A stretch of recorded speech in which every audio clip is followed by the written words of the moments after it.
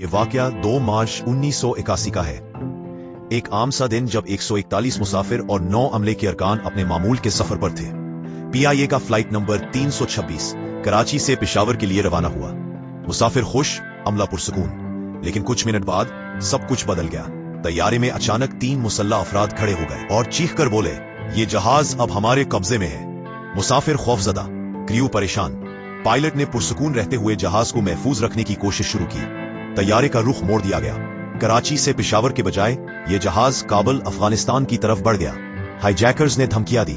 मुज़ाकिरात कई दिन तक जारी रहे।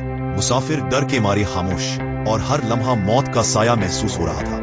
पाकिस्तानी सिक्योरिटी एजेंसियां हरकत में आईं और आखिरकार हाईजैकर्स के मुतालबात पूरे करने के बाद तैयारा दमश्क शाम पहुंचा, जहां सब मुसाफिर और अमला बेहिफाजत बाहर निकल आए। ये वाकया तकरीबन 13 दिन जारी रहा और दुनिया ने देखा हौसला, हिम्मत और हिकमत किस तरह लोगों की जानें बचा सकती है। आज भी ये वाकया याद दिलाता है कि मुश्किल हालात में सुकून और दानिशमंदी की कदर कितनी ज्यादा है। दोस्तों, अगर आपको ये हकीकत हैरान कुन लगी तो लाइक करें, कमेंट करें। आपका एक क्लिक हमें और वीडियोस बनाने की हिम्मत देता है। ये कहानी हमें याद दिलाती है कि खौफजदा होने के बजाय हौसला और हिकमत से काम लेना हर मुश्किल में जिंदगी बचा सकता है।